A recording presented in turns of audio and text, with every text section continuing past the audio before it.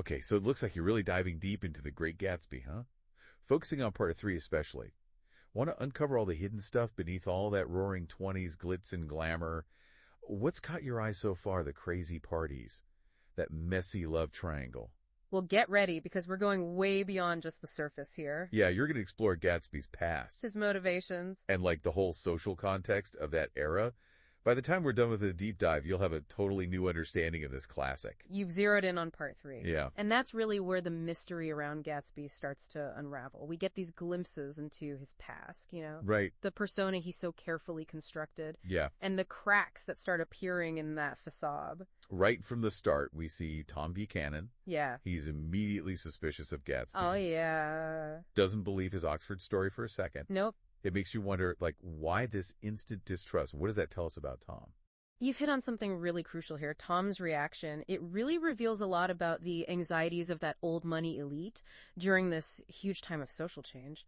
Mm-hmm. Tom, he represents that inherited privilege, a world where your status is just passed down through generations. Right. Gatsby, with his sudden wealth, all those lavish displays, it challenges that whole system. Yeah. It's not just jealousy. Oh, it's deeper than that. Yeah, it's like a deep-seated fear that Gatsby's rise threatens Tom's whole world. He has to discredit Gatsby, to protect his own place in the social order. It's almost like he's a guardian of the old ways, threatened by this mysterious newcomer. Right. Kind of reminds me of another literary character obsessed with uncovering secrets. Roger Chillingworth, from the Scarlet Letter. Both Tom and Chillingworth, they're driven by this need to expose the truth. Yeah. But in that pursuit, they reveal their own darker sides. That is a fascinating parallel. Let's dig into that a little deeper. Okay. In the Scarlet Letter, Chillingworth, he's obsessed with revealing Dimmesdale's sin. Right. His hidden transgression. Mm-hmm. In a similar way, Tom is fixated on proving that Gatsby isn't who he claims to be. Mm-hmm. Determined to strip away that carefully crafted persona and expose him as a fraud. Yeah.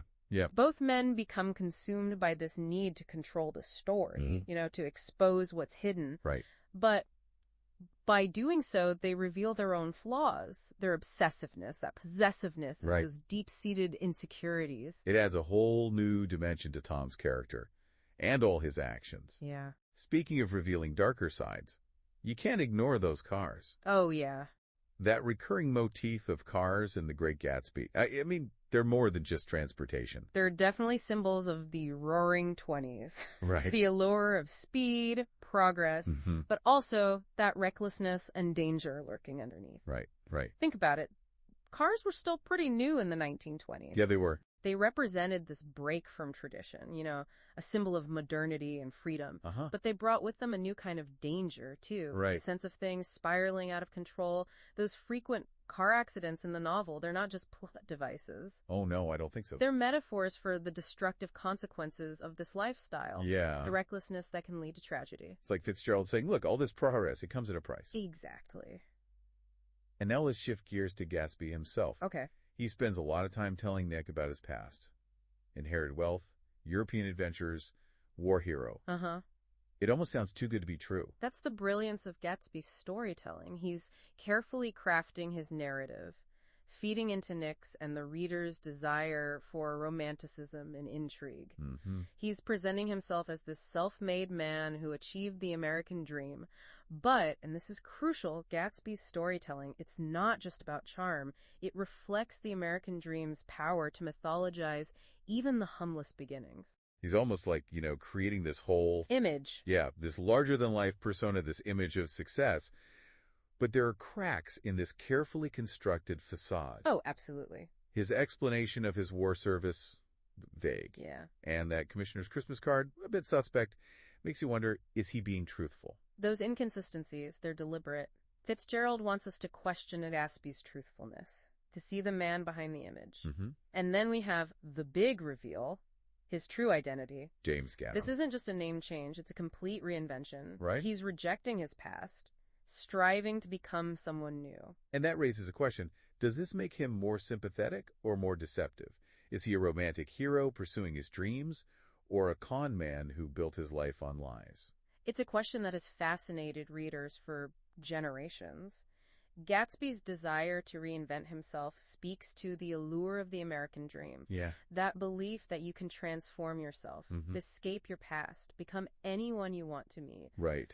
But it also raises questions about authenticity, about the price of achieving your dreams, and the consequences of denying your true self. It's like he's trapped between two worlds, the world he came from, Right. and the world he so desperately wants to belong to. Exactly. He's achieved the material success, but it's built on a foundation of deception. Right. And speaking of deception, let's talk about Gatsby's obsession with winning back Daisy. Okay. He goes to such extreme lengths. The house across the bay, the lavish parties. Yeah. Even sending someone to cut Nick's grass. Oh, wow. Is this romantic or misguided? Gatsby's actions reveal the almost desperate nature of his attempts to recreate the past. He's fixated on this lost time, this lost love, and he believes that by accumulating wealth and possessions, he can recapture Daisy's love. It's a powerful commentary on the illusion of control, that belief that we can manipulate circumstances to get what we want. But as we'll see, true happiness and genuine connection, they can't be bought or orchestrated. It's almost as if he believes he can buy his way back into her heart. Yeah. That material wealth can erase the past and guarantee her love. And that's where we see the danger of Gatsby's idealized vision of Daisy. He's clinging to this memory, this romanticized version of their past. And he might be blind to who Daisy really is in the present. Yeah. Think about that symbolic moment when Gatsby shows Daisy his clippings. Right.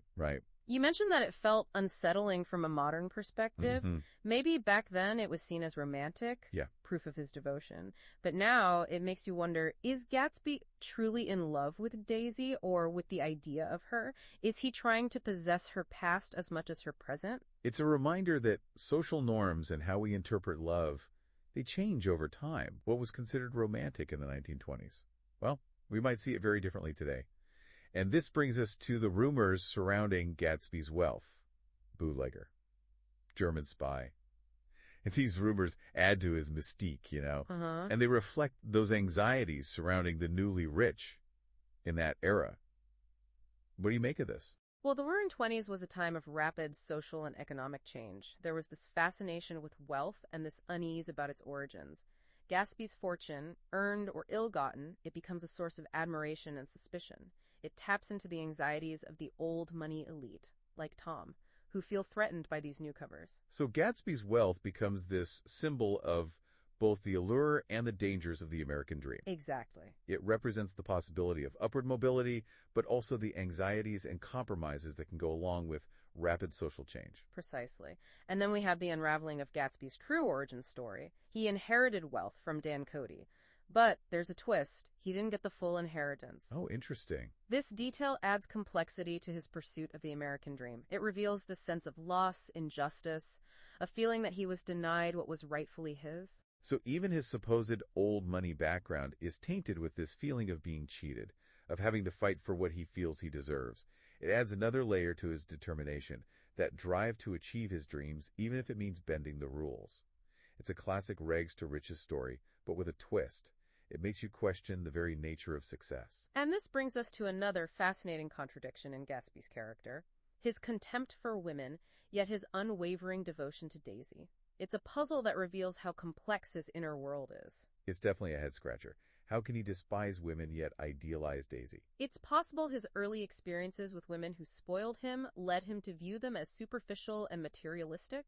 They represent that world of fleeting pleasures, empty pursuits.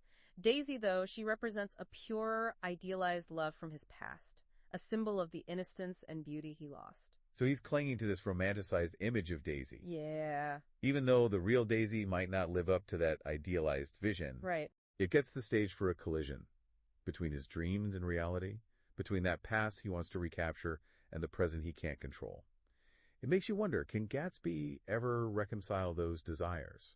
That's a question we'll continue to explore as we delve deeper into Gatsby's world and the motivations of everyone around him. So we've been uncovering some pretty fascinating layers of Gatsby's character. His carefully crafted persona, his longing for that lost past, and all those interesting contradictions like his views on women and wealth.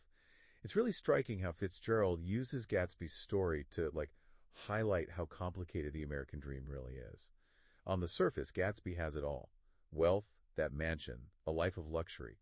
But as we've been talking about, there's a hollowness to all that success. What's so intriguing is that Gatsby's story, it goes way beyond just a simple rags to riches tale. It exposes those limitations of the American dream, revealing it's not just about the money, but about belonging, Right. social acceptance. And for Gatsby, even with all his efforts, that sense of belonging, it stays out of reach. Yeah, it's like he's constantly trying to prove himself to that old money crowd, trying to earn their approval. But no matter how much wealth he gets, he's still seen as an outsider. You mentioned he can change his name, but not erase his past. It makes you wonder, can money really buy acceptance into that world? That's a question that echoes throughout the book. Gatsby's parties, all those extravagant displays, they're all attempts to buy his way into that old money elite. But as we see, characters like Tom and Daisy, they view him with this mix of fascination but also contempt. Right. They're drawn to his wealth, his charisma, but at the end of the day, they see him as a threat to their social order. It's like they're saying, you can have the cash, but you can't have our history, our heritage. They see him as a pretender, right? Someone who just doesn't belong. And almost like he's trapped in this gilded cage of his own making. Yeah. Surrounded by opulence, but totally isolated. You've hit on a major theme there. And Gatsby's pursuit of Daisy, it only makes that isolation worse. His obsession with her becomes the stand-in, For that yearning for a past he can't get back. He's trying to recapture a lost love, lost innocence. That represents a simpler time, a more authentic time. It's like a reminder that sometimes we chase these illusions, clinging to these perfect versions of the past that might not even exist anymore. Makes you wonder, can we ever really go back? Or are we stuck living in the present, dealing with all the messiness of our choices, the consequences of what we do? And let's not forget about Daisy. She's not just some passive object of Gatsby's desire. Right. She's a woman trying to navigate a world with very few options. She's drawn to Gatsby's wealth, the excitement he brings, but she's also tied to that security, that social standing that Tom provides. Her choices are, limited by the expectations of that time. Right. The pressure to play a certain role. She's torn, between the allure of Gatsby's love and the comfort of Tom's world. It's that classic dilemma, passion versus security, love versus acceptance, and Daisy not being able to choose. It has tragic consequences, not just for her, but for Gatsby too. Their love triangle becomes like this mini version of all the bigger social clashes happening in the Roaring Twenties. It's old money versus new money, tradition versus modernity, the pull of the American dream butting up against the harsh realities of a society that's changing so fast. And speaking of the Roaring Twenties, we can't forget that backdrop of the Jazz Age, a time of huge cultural shifts and social experimentation. Yeah. The music, the fashion, those loosening social norms, it all adds to this feeling of liberation, but also anxiety. You're right. The Jazz Age is crucial to the book. It's a time of opportunity, but also moral ambiguity. Those parties at Gatsby's mansion, they capture that perfectly. Extravagant, decadent, fueled by illegal booze, this desire to escape all those rules. They're like this sensory overload. Yeah. Music, dancing, laughter, champagne flowing everywhere. But under all that surface glamour, there's a feeling of emptiness, like a hollowness that reflects this moral decay hiding beneath the surface. Those people at Gatsby's parties, they're drawn to the promise of excitement, that chance to indulge in all those fleeting pleasures. But you can sense their disillusionment, too. Right. A feeling that something's missing. It's like they're looking for meaning, looking for connection. But in a world that just values superficiality, instant gratification. And Gatsby, he's the ultimate embodiment of that paradox. Yeah. He's got the material success everyone wants, but he's deeply unhappy. His pursuit of Daisy is driven by this yearning for something he can never truly have. That lost love, that innocence, a lost sense of belonging. Powerful reminder that true happiness, it doesn't come from all those possessions or social status. Right. It's about real connection, being your true self, and finding meaning in a world that can feel kind of chaotic and uncaring. It makes you wonder, what if Gatsby had looked for fulfillment in a different way? What would his story look like then? That is a question worth thinking about. The Great Gatsby, it's not just a warning about chasing illusions. It's a really moving story about love, loss, and that human search for meaning in a world that can feel, chaotic and uncaring. It's a book that still speaks to people today, I think. It does. Reminding us that true fulfillment, it doesn't come from outside validation, but from the choices we make, the relationships we build, the values we hold on to.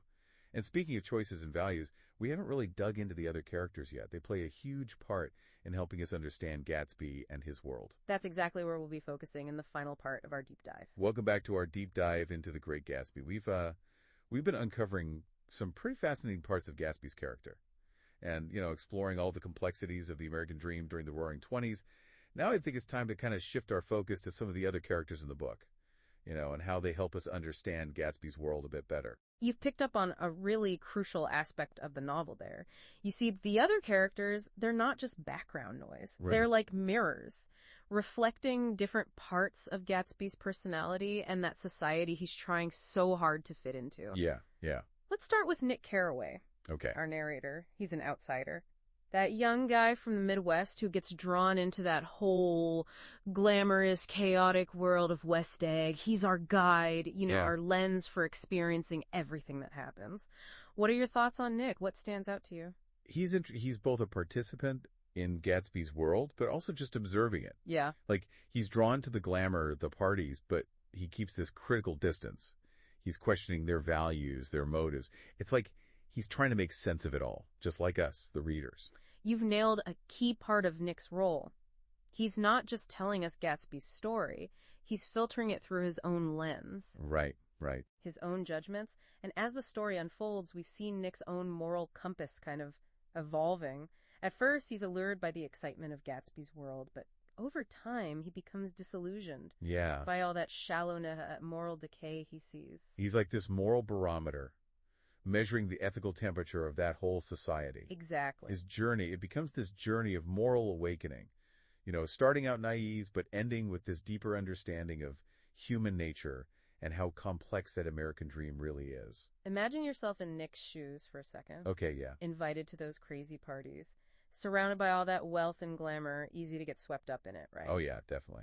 But Nick starts to see beneath the surface, that emptiness behind the facade. He realizes that the American dream, well, it's not always what it's cracked up to be. Right. That chasing wealth and status can come with a big moral price tag. That's a lesson for all of us, isn't it? Oh, yeah. To question the things we're told we should want, to look deeper, to search for those deeper truths. Exactly. Nick's journey, it encourages us to look at our own values, to really think about what matters. Yeah. And speaking of questioning values, let's talk about Daisy Buchanan. Okay. The object of Gatsby's obsession. She's beautiful, charming, but also shallow, fickle. And in the end, she just can't commit. What does Daisy actually represent? Like in the bigger picture of the book? You've hit on a really important part of her character. She represents the allure and the emptiness of that American dream. All that wealth, the privilege, yet she's unhappy.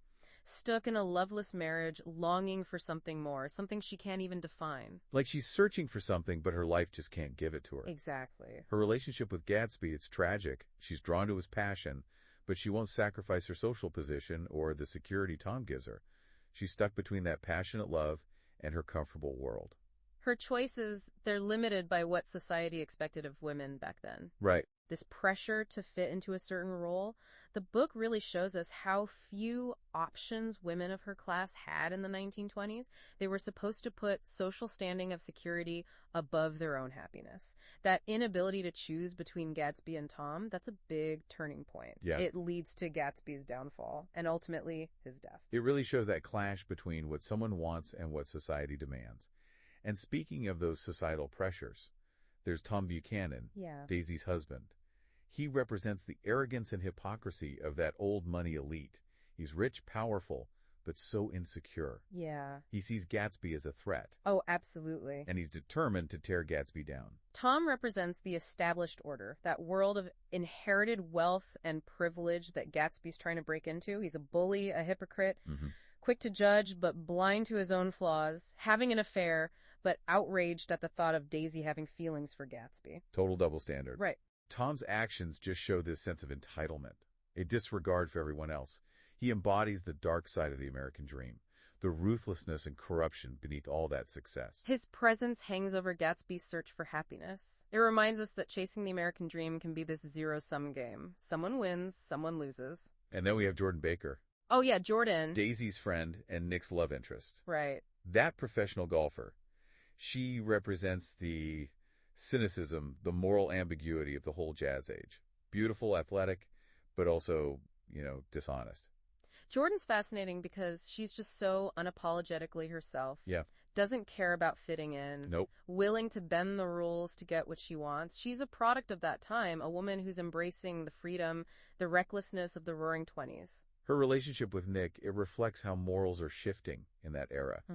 Casual, reckless, ending in disappointment. It's like they're both pushing those boundaries, exploring what they can get away with, but not understanding the consequences. Right. So we've seen how complex and multifaceted these characters are. They're drawn to the wealth, the pleasure, but they're also haunted by this emptiness, this disillusionment. They're looking for meaning, for connection. But they often only find fleeting moments of satisfaction. And Gatsby, he's the ultimate example of that. He has all the material success anyone could want, but he's miserable. His pursuit of Daisy is driven by this yearning for something he can never truly have. A dream that can't come true. Yeah. The Great Gatsby, it's a tragic love story, sure. But it's also this powerful statement about the American dream and how happiness can be so elusive. It's a story that still speaks to us today. It does. Reminding us that true fulfillment, it doesn't come from the outside, but from inside. Right. From the connections we make, from being our true selves. We've talked about Gatsby's past, his motivations, what it was like in the Roaring '20s, and we've looked at all these fascinating people around him. As we wrap up our deep dive into the Great Gatsby, here's a final thought for you. Would Gatsby be seen as a self-made success story today? Or would his obsession with wealth and status be a warning? How has the American dream changed since Fitzgerald wrote this book?